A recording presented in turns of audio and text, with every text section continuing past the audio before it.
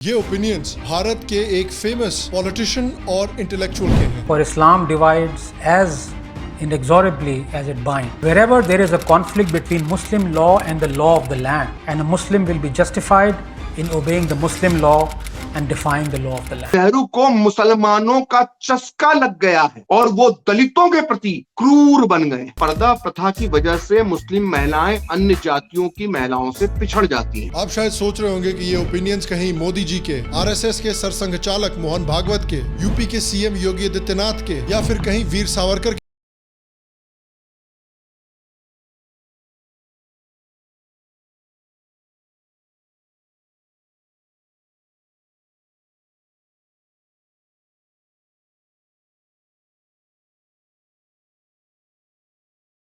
Historians, हमारे main stream intellectuals, हमारी main stream media ने हमेशा हमें डॉक्टर अंबेडकर के हिंदुइज्म के खिलाफ क्या प्रॉब्लम्स थी उनको दिखाया है। जब उन्होंने कहा कि मैं पैदा हिंदू हुआ था लेकिन मैं हिंदू नहीं मरूंगा। अगर हिंदू राज अगर एक तथ्य बन जाता है, एक हकीकत बन जाता है, तो भारत में इससे बड़ी बर्बादी और कोई नहीं होगी। उनके हिसाब से समस्या की जड़ थी हिंदू धर्म में 4 वर्णों का विभाजन। और हिंदुइज्म की उनकी कई आलोचनाएं बिल्कुल जायज हैं और इसी वजह से असदुद्दीन ओवैसी और चंद्रशेखर रावण जैसे लोगों के जो जय भीम जय मीम की पॉलिटिकल मूवमेंट है उसका भी मानना है कि मुस्लिम्स और दलित को साथ मिलना चाहिए, क्योंकि अपर कास्ट हिंदूज दोनों के खिलाफ डिस्क्रिमिनेशन करते हैं। जय भीम जय मीम तकबीर अल्लाह अकबर जय हिंद। बहुत पहले से बात हो रही है दलित मुस्लिम यूनिटी की, हो नहीं पाया है। हो रहा है, गुजरात में धीरे धीरे हो रहा है। But to quote one of the greatest Indian detectives, यहाँ कुछ गड़बड़ है दया। देखिए, मेन स्ट्रीम में, हमारी टेक्स्ट बुक्स में, हमारी मीडिया में, हमारे कॉलेजेस में हमें डॉक्टर अंबेडकर की सिर्फ आधी कहानी ही सुनाई जाती है। बाकी की कहानी वैसे ही छुपा दी जाती है जैसे इस समय पर पंजाब पुलिस से अमृतपाल सिंह छुप रहा है। और वो कहानी है डॉक्टर अंबेडकर के इस्लाम और मुस्लिम सोसाइटी पर ओपिनियंस की। तो grab a coffee, grab some tea, grab a little, join me और आइए आज भारत के एक हिडन हिस्ट्री के चैप्टर का पर्दाफाश करते हैं।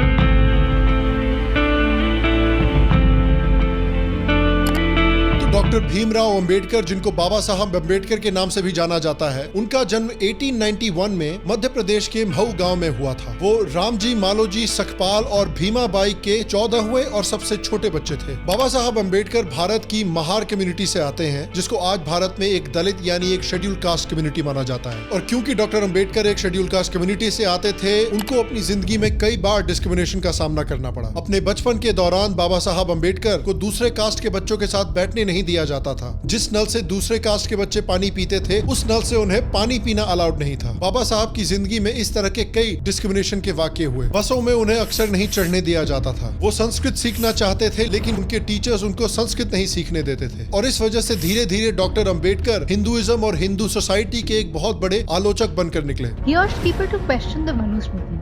Texts that he said promoted division of society and deprived Dalits of their fundamental right to equality. वो मानते थे कि हिंदू रिलीजन बहुत ही रिस्ट्रिक्टिव हो चुका है। लेकिन देखिए, उनकी सारी आलोचनाओं के बावजूद डॉक्टर अंबेडकर ये भी मानते थे कि भारत का जो धर्म है वो अडेप्टेबल भी है। उनका मानना था कि अनलाइक इस्लाम, भारतीय धर्म को रिफॉर्म भी किया जा सकता है। अंबेडकर लिखते हैं कि मुसलमानों ने अपने समाज में मौजूद बुराइयों के खिलाफ कभी कोई आंदोलन नहीं किया। हिंदुओं में भी सामाजिक बुराइयां मौजूद हैं, लेकिन अच्छी बात यह है कि वो अपनी इस गलती को मानते हैं और उसके खिलाफ आंदोलन भी चला रहे हैं। और उन्होंने ये भी कहा था कि उनको बहुत बार अपनी लाइफ में डिस्क्रिमिनेशन का सामना करना पड़ा, लेकिन ऐसे कई अपर कास्ट हिंदू भी थे जिन्होंने उनको सपोर्ट भी किया और कई बार उनकी मदद भी की। फॉर एग्जाम्पल, महादेव अंबेडकर नाम के उनके ब्राह्मण टीचर, और भले ही उनको संस्कृत पढ़ने ना दी गई हो, लेकिन उसके बावजूद वो संस्कृत को पर्शियन से भी ज्यादा सुपीरियर लैंग्वेज मानते थे। वो संस्कृत को भारत की नेशनल लैंग्वेज यानी लिंक लैंग्वेज बनाना चाहते थे। तो क्लियरली वो भारत के कल्चर, भारत के लैंग्वेजेस में वैल्यू भी देखते थे और इसलिए उन्होंने अपनी जिंदगी में कई बार हिंदू सोसाइटी को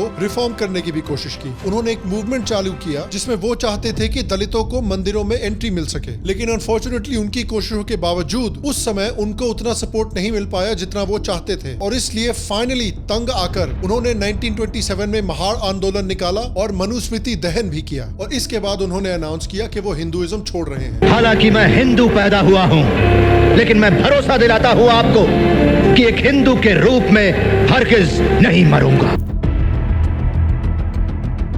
डॉक्टर अंबेडकर की लाइफ और उनके डिसीजन का भारतीय सोसाइटी के ऊपर काफी बड़ा इम्पैक्ट हुआ। पहला, कई ऐसे हिंदू थे जिन्होंने डॉक्टर अंबेडकर से इंस्पायर होकर भारत में कास्ट डिस्क्रिमिनेशन को खत्म करने की कोशिश की, चाहे रिजर्वेशंस हो, इक्वल एक्सेस ऑफ एजुकेशन हो। करंट गवर्नमेंट भी इस समय पर वीर सावरकर और डॉक्टर अंबेडकर के उसूलों पर चलकर हिंदुओं को यूनाइट करने की कोशिश कर रही है। राम मंदिर मूवमेंट के थ्रू, आर्टिकल 370 के एब्रोगेशन के थ्रू और कई फाइनेंशियल स्कीम्स के द्वारा, जैसे जैम ट्रिनिटी, मुद्रा योजना, उज्ज्वला योजना, जिस वजह से काफी हिंदू यूनिटी भी बढ़ी है और बीजेपी को पॉलिटिकल फायदा भी हुआ है 2014 और 2019 में जीत के। तो डॉक्टर अंबेडकर के डिसीजन से पॉजिटिव रिजल्ट्स तो हुए हैं, लेकिन अनफॉर्चुनेटली कुछ नेगेटिव रिजल्ट्स भी हुए हैं। कुछ लोगों ने डॉक्टर अंबेडकर के स्पीचेस और डॉक्टर अंबेडकर के ओपिनियन का इस्तेमाल करके भारतीय सोसाइटी में दरार डालने की कोशिश की है।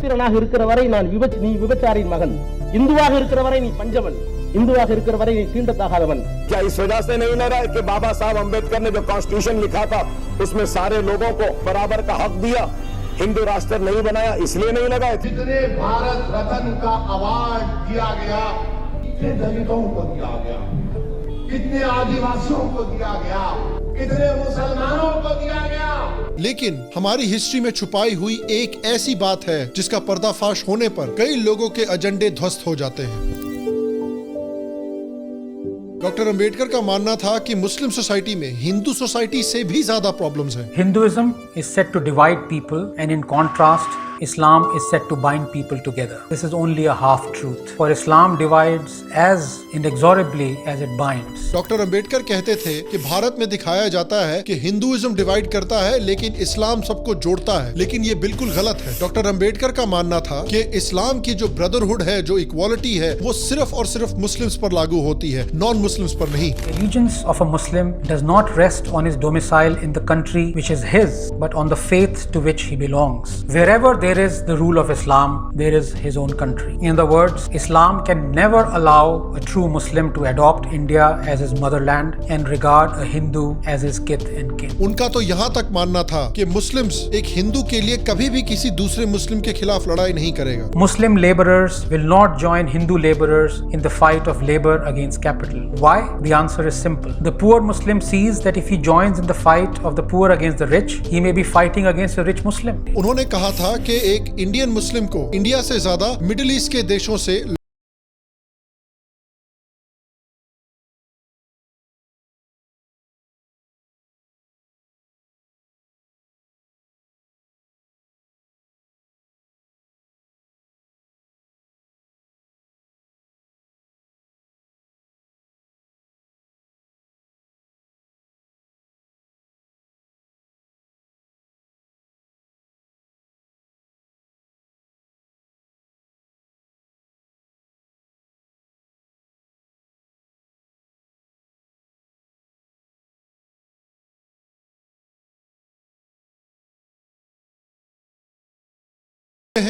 नहीं। अब शायद एक हिंदू नेशनलिस्ट लीडर सुब्रमण्यम स्वामी को जानते होंगे। उन्होंने इस्लाम, दारुल हर्ब और दारुल इस्लाम के बारे में ये कहा था। Muhammad told them the world is in three parts. Darul Islam. Darul Islam is where the Muslims are in power. There should be no allowance, accommodation for any other religion. Second is that where the Muslims are not in majority, which he called as Darul Harab. Job of the Muslims is to go on demanding more and more concessions. और अगर आप doctor Ambedkar के इन्हीं topics के ऊपर opinion सुनेंगे तो वो तो सुब्रमण्यम स्वामी से काफी मिलते हैं। According to Muslim canon law, the world is divided into two camps. Darul Islam, which is abode of Islam, and Darul Harb, abode of war. A country is Darul Islam when it is ruled by Muslims. A country is Darul Harb when Muslims only reside in it but are not rulers of it. Doctor Ambedkar का मानना था कि इस्लाम को फैलाने के लिए Muslims को जिहाद करने में कोई प्रॉब्लम नहीं है। डॉक्टर अंबेडकर का मानना था कि अक्सर डेमोक्रेसी और देश प्रेम से ज्यादा कई मुस्लिम्स को शरिया प्यारा है। In a country which is not under Muslim rule, wherever there is a conflict between Muslim law and the law of the land, the former must prevail over the latter. और unfortunately इसका example हम आज के समय में भी देख सकते हैं जब मुसलमान कह रहे हैं कि हम वंदे मातरम नहीं बोलेंगे। जहाँ तक देखिए वंदे मातरम का ताल्लुक है, वो it is against the Islam, we can not follow it. जो कहते हैं कि भारत माता की जय कम्युनल है, जो भारत माता के खिलाफ फतवा इशू करते हैं, जिनके लिए एक नॉन मुस्लिम देश को अपनी माँ के समान मानना अलाउड नहीं है। इनफैक्ट डॉक्टर अंबेडकर तो कई हिंदू नेशनलिस्ट से भी एक स्टेप आगे निकल गए। वो तो इंडियन आर्मी के मुस्लिम सोल्जर्स की इंडिया की तरफ लॉयल्टी पर भी सवाल खड़ा करने लगे। उनका कहना था कि मुस्लिम्स यूरोपियंस को अपने से सुपीरियर मानते हैं और हिंदू को अपने से नीचा मानते हैं, और इसलिए वो यूरोपियन से ऑर्डर लेने को तैयार है लेकिन एक हिंदू से कभी भी ऑर्डर्स नहीं लेंगे। उनका मानना था कि अगर किसी दिन अफगानिस्तान जैसे इस्लामिक देश ने भारत के ऊपर हमला किया तो वो 100% श्योर नहीं है कि मुस्लिम सोल्जर भारत की हिफाजत करेंगे। उनका मानना था कि शायद भारत के मुस्लिम सोल्जर अफगानों का साथ देने लगे। डॉक्टर अंबेडकर का काफी क्लियरली मानना था कि गजनी, घोरी, तैमूर जैसे लोग भारत में सिर्फ लूटने नहीं आए थे, वो क्लियरली भारत में काफिरों को मारने और इस्लाम को फैलाने आए थे। इनफैक्ट उन्होंने प्राइमरी सोर्सेज यानी उन लोगों के बायोग्राफर्स और हिस्टोरियन को डायरेक्टली कोट करके इन चीजों को प्रूव भी किया है। और अब बात करते हैं डॉक्टर अंबेडकर के कुछ ऐसे टॉपिक्स पर व्यूज के बारे में जो आज भी बहुत रेलेवेंट है। फॉर एग्जाम्पल हिजाब। कई इंडियन इंटेलेक्चुअल्स, पॉलिटिशियंस और मीडिया हमें बताता है कि हिजाब पहनना तो भाई औरतों के लिए सिर्फ और सिर्फ एक चॉइस है। Congress leader Priyanka Gandhi Vadra says wearing a hijab or anything is a matter of choice. हिजाब पहनना ना पहनना, जिस तरह हम कहते हैं कि हम हिजाब ना करना, हम लड़कियां कहती हैं हमारी चॉइस है अपनी। अगर so many people are unaware of how feminist Islam really is. Celebrities अपने इंस्टाग्राम स्टोरीज पर इसी तरह की बातें डालते हैं, फेमिनिस्ट मैगजीन्स इसी तरह के आर्टिकल्स लिखती हैं, लेकिन अकॉर्डिंग टू डॉक्टर अंबेडकर हिजाब पहनना वैसे ही चॉइस है जैसे टैक्स देना चॉइस है। डॉक्टर अंबेडकर का मानना था कि हिजाब मुस्लिम सोसाइटी में एक बहुत ही बुरी प्रैक्टिस है। पर्दा प्रथा की वजह से मुस्लिम महिलाएं अन्य जातियों की महिलाओं से पिछड़ जाती हैं। वो किसी भी तरह की बाहरी गतिविधियों में भाग नहीं ले पाती हैं, जिसके चलते उनमें एक प्रकार की दास्ता और हीनता की मनोवृत्ति बनी रहती। पर्दे वाली महिलाएं प्रायः डरपोक, निस्सहाय, शर्मीली और जीवन में किसी भी प्रकार का संघर्ष करने के अयोग्य हो जाती हैं। उनका मानना था कि हिजाब से औरतों को कई बीमारियां भी होती हैं। कि मुस्लिम महिलाओं के स्वास्थ्य पर पर्दा प्रथा की वजह से बुरा असर पड़ता है। वो खून की कमी, टीबी और अन्य रोगों से पीड़ित हो जाती हैं। उनका शरीर भी मजबूत नहीं रह पाता और उनकी हड्डियां निकल आती हैं। एक और मुद्दा जिस पर आजकल बहुत डिस्कशन हो रही है वो है फ्रीडम ऑफ एक्सप्रेशन। हमने देखा है कि कैसे अपनी फ्रीडम ऑफ एक्सप्रेशन का इस्तेमाल करने की वजह से नुपुर शर्मा की पूरी जिंदगी बर्बाद हो गई है। डॉक्टर अंबेडकर ने भी कहा है कि मुस्लिम सोसाइटी में फ्रीडम ऑफ एक्सप्रेशन अलाउ नहीं करते और अक्सर free discussion, freedom of expression को रोकने के लिए हिंसा का इस्तेमाल करते हैं। डॉक्टर अंबेडकर का मानना था कि मुस्लिम पॉलिटिक्स डेवलपमेंट के बजाय रिलीजन पर सारा ध्यान डालता है। He says there is thus a stagnation not only in the social life but also in the political life of the Muslim community in India. The Muslims have no interest in politics as such. Their predominant interest is religion. None of the secular categories of life have any place in the politics of the Muslim community. Doctor Ambedkar ने यह भी दिखाया था कि radical इस्लाम Muslims के अंदर ऐसी नफरत पैदा करता है दूसरे धर्मों के लिए कि मुस्लिम्स बार बार गौ हत्या करते हैं, ये जानते हुए कि गौ हत्या इस्लाम में जरूरी नहीं है और इससे हिंदुओं की भावनाओं को बहुत ठेस भी पहुंचती है। और अब बात करते हैं डॉक्टर अंबेडकर के कास्ट के ऊपर सबसे कंट्रोवर्शियल ओपिनियन की।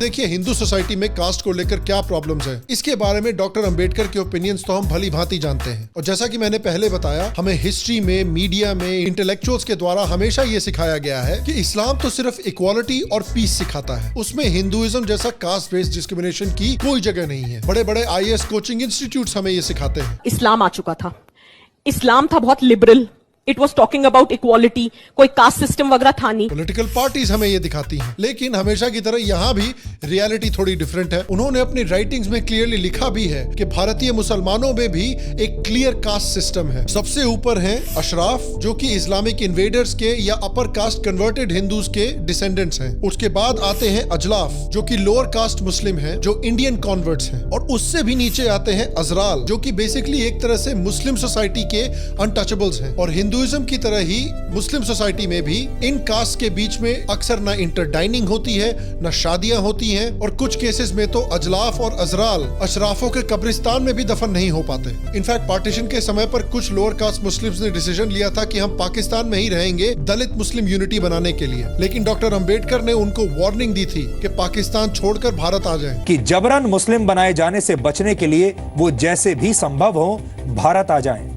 मुसलमानों पर केवल इसलिए भरोसा न करें कि उनकी सवर्ण हिंदुओं से नाराजगी है, ये बहुत बड़ी भूल होगी। और इन फैक्टर्स से देखिए बहुत क्लियर हो जाता है कि डॉक्टर अंबेडकर ने हिंदुइज्म छोड़ा भी तो क्रिश्चियनिटी और इस्लाम में कन्वर्जन क्यों नहीं किया।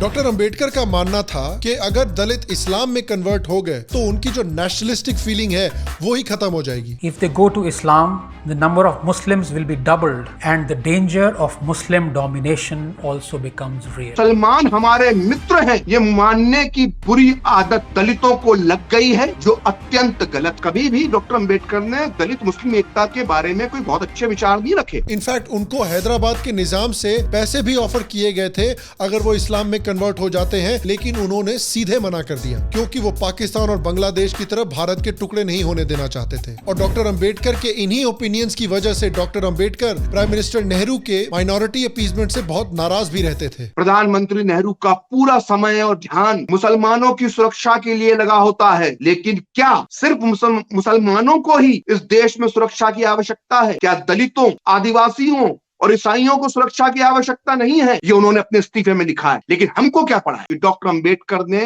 हिंदू कोड बिल लागू न होने की वजह से इस्तीफा दिया था। नेहरू को मुसलमानों का चस्का लग गया है और वो दलितों के प्रति क्रूर बन गए, ये डॉक्टर अंबेडकर ने कहा। तो देखिए ये जो पहलू है डॉक्टर अंबेडकर की पर्सनालिटी का, डॉक्टर अंबेडकर की लाइफ का और उनकी हिस्ट्री का, ये उसी तरह इतिहास के पन्नों से गायब हो गया है जैसे बॉलीवुड से हरमन बवेजा गायब हो गया है। वाह क्या सीन है। इनफैक्ट मेरा मानना है कि इस हिडन हिस्ट्री को गायब कर दिया गया है दो रीजंस की वजह से। पहला, हिंदू सोसाइटी और इंडियन सोसाइटी को बैल्कनाइज यानी टुकड़े टुकड़े करके रखने के लिए। इससे कुछ ऐसी पॉलिटिकल पार्टीज हैं, कुछ ऐसे इंटेलेक्चुअल्स हैं, कुछ ऐसे मीडिया हाउसेज हैं जो अपनी पावर बरकरार रख सकते थे। शायद उन्हें पता था कि अगर हिंदूज कास्ट बैरियर्स को तोड़कर यूनाइट हो गए तो उनका पॉलिटिकल करियर खत्म हो जाएगा, जिस तरह 2014 और 2019 में हुआ। इसीलिए उन्होंने डॉक्टर अंबेडकर के नाम पर जय भीम जय मीम नैरेटिव को सपोर्ट करने की कोशिश की। इसके बावजूद कि डॉक्टर अंबेडकर ने क्लियरली कहा था कि मुस्लिम्स दलितों के खिलाफ हिंदू से भी ज्यादा डिस्क्रिमिनेशन करेंगे। तो ये बहुत ही अनफॉर्चुनेट बात है कि इंडियन सोसाइटी को डिवाइड करने के लिए और अपने पॉलिटिकल एजेंडास को फैलाने के लिए हमसे डॉक्टर अंबेडकर के ये इतने महत्वपूर्ण ओपिनियंस डिलिबरेटली छुपाए गए हैं। और देखिए डॉक्टर अंबेडकर कोई एक परफेक्ट इंसान तो है नहीं, कोई भी परफेक्ट नहीं है सिवाय कटरीना कैफ के शायद। रहा नहीं जाता। जो ओपिनियंस उन्होंने हिंदुइज्म और बुद्धिज्म के बारे में भी दिए थे उसमें भी उनके कई ओपिनियंस सही थे लेकिन कई ओपिनियंस गलत भी थे, जिसको हम एक फ्यूचर वीडियो में डिस्कस करेंगे। अगर आप वो वीडियो देखना चाहते हैं तो नीचे कमेंट सेक्शन में मुझे जरूर बताएं। और जिस तरह उनके कुछ ओपिनियंस हिंदुइज्म और बुद्धिज्म के बारे में गलत थे, उसी तरह से उनके कुछ ओपिनियंस जो मुस्लिम्स के बारे में थे वो भी गलत थे। भारत में कई नेशनलिस्ट मुस्लिम्स हैं, चाहे दारा शिकोह हो, चाहे अशफाक उल्लाह खान हो, चाहे एपीजे अब्दुल कलाम हो, चाहे आज के आरिफ मोहम्मद खान हो। ऐसे कई मुस्लिम्स हैं जिन्होंने सिक्योरिटी फोर्सेस, पुलिस को ज्वाइन किया है और अपनी जान न्यौछावर की है भारत को एक्सट्रीमिस्ट से बचाने के लिए। निखत जरीन जैसे कई नेशनलिस्ट एथलीट्स हैं जो भारत का नाम रोशन कर रहे हैं वर्ल्ड स्टेज पर। लेकिन जिस तरह डॉक्टर अंबेडकर ने हिंदू सोसाइटी में कुछ बहुत महत्वपूर्ण प्रॉब्लम्स को हाईलाइट किया था, उसी तरह से उन्होंने मुस्लिम सोसाइटी और इस्लामिक आइडियोलॉजी में भी कुछ बहुत महत्वपूर्ण प्रॉब्लम्स को हाईलाइट किया है। डॉक्टर अंबेडकर के जो ओपिनियंस हैं मुस्लिम सोसाइटी के बारे में, उनकी कास्ट डिस्क्रिमिनेशन के बारे में, उनके दूसरे धर्मों के तरफ एटीट्यूड्स के बारे में, उनकी पेट्रियार्की के बारे में, उनको अब पूरे देश को सुनना चाहिए, समझना चाहिए, सीखना चाहिए, ताकि जिस तरह से हम हिंदू सोसाइटी में डिस्क्रिमिनेशन को खत्म कर रहे हैं उसी तरह से हम मुस्लिम सोसाइटी में भी डिस्क्रिमिनेशन और सुप्रीमेसिज्म को खत्म करें, ताकि हम एक ऐसा देश बनाएं जो mutual respect, reciprocity, free expression और हार्मनी पर बेस्ड हो। हम डॉक्टर अंबेडकर के ओपिनियंस को जाने भी दो यारों के केक की तरह इस्तेमाल नहीं कर सकते कि थोड़ा खाओ थोड़ा फेंको। तो ये था हमारा पहला हिडन हिस्ट्री का एपिसोड। मैं आपसे पूछना चाहता हूं कि क्या डॉक्टर अंबेडकर के बारे में इन ओपिनियंस को आप जानते थे? आप डॉक्टर अंबेडकर के किस ओपिनियन को सुनकर सबसे ज्यादा सरप्राइज हुए? नीचे कमेंट सेक्शन में मुझे जरूर बताएं। अगर आपको हिडन हिस्ट्री का ये एपिसोड पसंद आया तो नीचे कमेंट सेक्शन में मुझे जरूर बताइए कि आप अगला हिडन हिस्ट्री पर कौन सा टॉपिक देखना चाहते हैं। शाम शर्मा शो पर और भी नए शोज लॉन्च होने वाले हैं। अगर आप उनको देखना चाहते हैं तो नीचे सब्सक्राइब करके बेल आइकॉन को जरूर दबाएं। अगर आप पाकिस्तान या खालिस्तान के बारे में हमारे लेटेस्ट वीडियोस देखना चाहते हैं तो यहाँ पर या यहाँ पर क्लिक करके उन्हें जरूर चेकआउट करें। बाकी मैं आपसे अगले एपिसोड में मिलूंगा और तब तक स्वस्थ रहें, सुखी रहें, फिर मिलेंगे और आप सबको एक सेक्युलर प्रणाम।